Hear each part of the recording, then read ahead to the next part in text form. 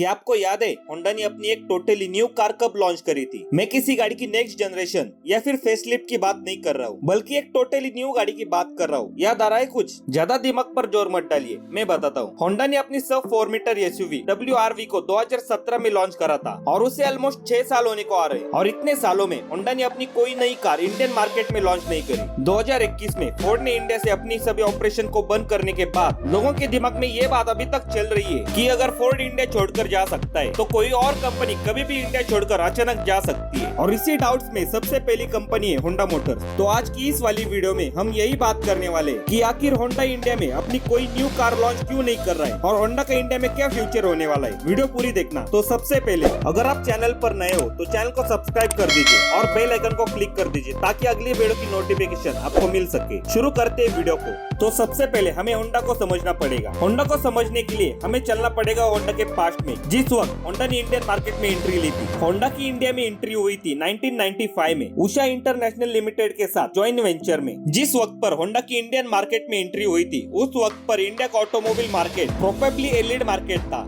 और कुछ ज्यादा कंपटीशन भी नहीं था। होंडा कंपनी का सबसे पहला प्रोडक्ट इंडिया के लिए एक सीडान था जो थी होंडा सिटी, और ये होंडा का एक ग्लोबल प्रोडक्ट था। इस सिटी को होंडा कंपनी ने इंडिया के हिसाब से ट्यून किया था, लेकिन ये होंडा सिटी इंडिया के हिसाब से एक महंगा प्रोडक्ट था। इसके बावजूद भी पहले साल में होंडा ने अपनी इस सिटी के 8000 से ज्यादा यूनिट सेल कर दिए। सिटी के बाद होंडा ने अपनी एकॉर्ड को लॉन्च करा जो कि अगेन एक लग्जरी कार थी और ये एक प्रीमियम सीडान सेगमेंट को टारगेट कर रही थी। फिर 2003 में होंडा ने अपनी पहली एसयूवी को लॉन्च करा जिसका नाम था CR-V। अगेन ये गाड़ी भी एक लग्जरी कार थी। फिर 2006 में होंडा ने अपनी एक एसी कार को लॉन्च करा जिसके दीवाने आज भी आपको देखने को मिलेंगे और उस गाड़ी का नाम है द सिविक। इस गाड़ी का डिजाइन, इस गाड़ी के डायनामिक्स और सबसे तगड़ी बात इसका वीटेक इंजन, इन सब चीजों की बात ही अलग थी। होंडा की ये सब गाड़ियां एक प्रीमियम सेगमेंट को टारगेट कर रही थी और इंडिया में उस वक्त पर प्रीमियम सेगमेंट में गाड़ियां खरीदने वालों की संख्या बहुत कम थी। और इन सब चीजों को ध्यान रखते होंडा ने अपनी जैज को लॉन्च करा। इस गाड़ी के बेस मॉडल का प्राइस 7 लाख रुपीज का था। अगेन ये प्राइस किसी छोटी गाड़ी के लिए काफी ज्यादा था क्योंकि उस वक्त पर सबसे तगड़ी सेलिंग कार स्विफ्ट के बेस मॉडल का प्राइस सिर्फ 4 लाख रुपीज का था।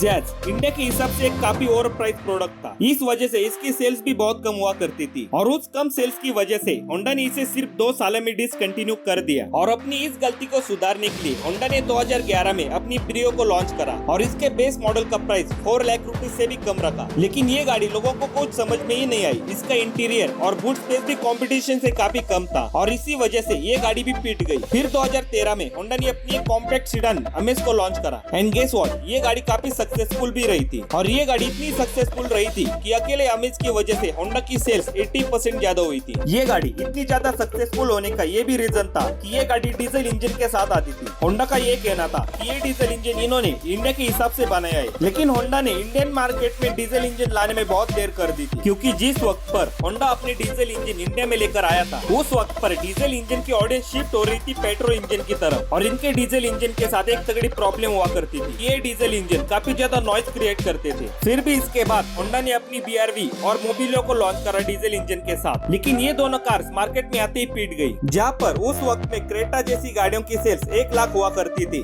वही BRV की सेल्स 20,000 हुआ करती थी।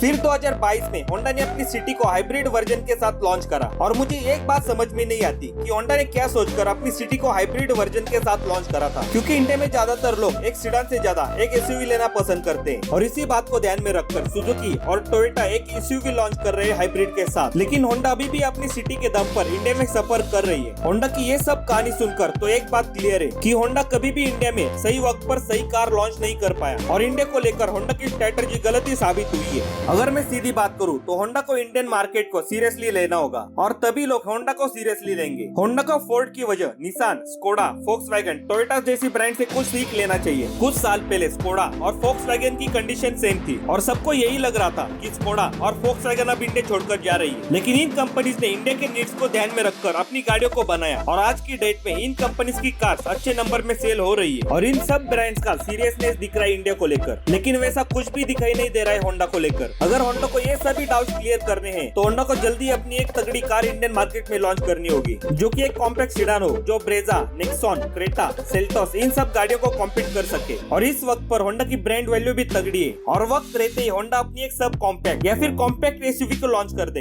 होंडा की एक तगड़ी गाड़ी होंडा को इंडिया में बचा सकती है, नहीं तो वो दिन दूर नहीं जिस वक्त पर होंडा भी इंडियन मार्केट को छोड़कर चला जाए। So do something Honda. तो यही था भाई आज की वीडियो में। आपको क्या लगता है कि होंडा को इंडिया छोड़कर जाना चाहिए या फिर इंडिया में रहकर अपनी तगड़ी तगड़ी गाड़ियों को लॉन्च कर देना चाहिए इंडिया के मासेस को कंपटीशन देने के लिए? आपका क्या ओपिनियन है मुझे कमेंट्स में बता देना। अगर वीडियो पसंद आई तो लाइक कर दीजिए और चैनल पर नए हो तो चैनल को सब्सक्राइब कर दीजिए। मिलते हैं अगली वीडियो के साथ वापिस, तब तक के लिए बाय।